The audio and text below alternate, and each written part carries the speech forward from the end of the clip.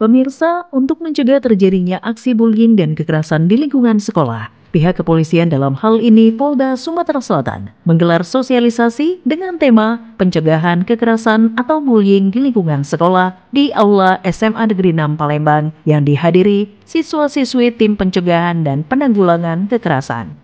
Kegiatan ini bertujuan untuk memberikan pemahaman kepada para siswa tentang pentingnya menjaga lingkungan belajar yang bebas dari aksi bullying maupun kekerasan. Staf Anjak Bintip Sosdit Binmas Polda Sumsel, Kompol Helmi Yunus Esos, menyampaikan untuk menghindari praktik negatif tersebut, sangat penting adanya kolaborasi antara pihak sekolah, orang tua, dan kepolisian dalam menciptakan lingkungan belajar yang aman dan kondusif. Fir Azwar SPDMM, selaku Kepala SMA Negeri 6 Palembang, sangat mengapresiasi kegiatan tersebut dan berharap ada kegiatan serupa yang bisa terus dilakukan secara rutin untuk memberikan edukasi dan kesadaran kepada generasi muda tentang pentingnya hidup tanpa kekerasan dan bullying. Baik, Bapak, apakah sanksi bullying secara verbal maupun non-verbal dan juga elektronik itu sama, Pak? Oh, beda itu, sesuai dengan pelakunya. Korbannya beda jelas. Oke, Bapak, apakah benar jika anak-anak berpikir kalau mereka itu kebal hukum, padahal sudah ada yang namanya lembaga pembinaan anak ya, Pak ya? Jadi mereka berani untuk melakukan aksi-aksi bullying seperti itu, Pak. Bagaimana tanggapan Bapak untuk hal itu? Itu tadi, pelaku bullying itu yang dikatakan kebal hukum. Sebenarnya kebal hukum tidak ada, ya. Namun itu namanya kenakalan remaja. Artinya kan kembali ke kenakalan remaja. Bullying itu dilakukan di mana saja, ya kan? Yang jelas namanya aksi itu memang kadang tuh tergantung pada orang tua. Tadi sudah dijelaskan kan apa penyebab daripada perilaku bullying? Karena faktor orang tua di rumah, ya. Kita keserasian orang tua, ya. Orang tua sering ribut. Nah, itulah yang menimbulkan pelaku bullying.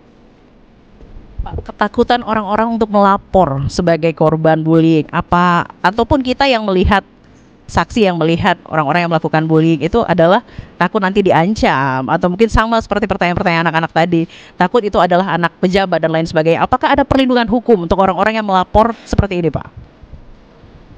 Nah, tentu saja, setahu saya yang namanya negara Indonesia negara hukum. Kalau kita tidak berani melaporkan kepada aparat, tentu saja melakukan pembiaran hukum, ya. Yang namanya belum pernah terjadi, yang namanya berdampak bagi pelapor belum pernah terjadi, ya, belum pernah terjadi. Ya, kalau namanya ketakutan biasa, namanya ketakutan, ya kan, di mana-mana siapapun juga rasa penakut itu ada, rasa takut lapor, padahal tidak. Ya, apalagi yang namanya aparat udah jelas. Kalau dia nanti diancam oleh yang lapor, diancam oleh pihak korban, ya laporkan lagi. Jelas itu udah jelas. Asal jangan sampai pelaku yang mengancam kita tidak tahu. Harus tahu dulu siapa. Laporkan terus. Harus ada bukti, ya. Tapi mudah-mudahan insya Allah yang namanya pelaku bullying itu tidak akan menaruh dendam lah. Kalau sudah di aparat, ya, sudah di tengah aparat, tidak akan terjadi dendam, tidak ada, ya. Makasih. Seperti apa, Pak, syarat kita untuk melapor ke aparat penegak hukum jika terjadi pelakuan bullying? Maksudnya bullying yang seperti apa, Pak? Sudah seperti apa tahapannya? Yang jelas tergantung pada pihak korban, ya. Pihak korban kalau pelakunya kejadiannya TKP-nya di sekolah, ya harus ke kepala sekolah dulu, bagian wakil kepala sekolah kesiswaan, ya. Yang dibutuhkan kalau memang berlanjut, yang jelas sudah di tengah difasilitasi oleh kepala sekolah, tidak mau damai juga. Syaratnya sudah jelas, lapor, ya.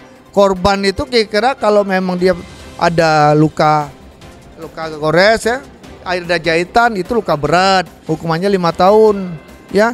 Saya lapor aja di situ dengan bentuk apa? Selain lapor harus ada visum, ya. Jadi begini, kalau sudah melapor jangan sampai luka itu sudah tertutup, ya.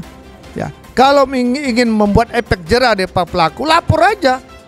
Lah udah lapor, nanti polisi menyarikan membuat surat visum. Nah, visum itu serahkan di rumah sakit Bayangkara, ya. Pegang dulu, nanti soal damai, ya. Pegang dulu pisem itu. Nah, biar kita aman, tidak ada ancaman-ancaman. Bagi saya begitu. Demikian. Baik Bapak, terakhir Bapak, himbauan Bapak sebagai aparat penegak hukum untuk kasus bullying yang sering terjadi terutama untuk kalangan anak-anak sekolah Pak, ataupun anak-anak usia sekolah ini Pak. Himbauan saya kepada anak-anakku ya, jangan sampai terjadi bullying ya. Carilah kegiatan-kegiatan yang positif di sekolah ya.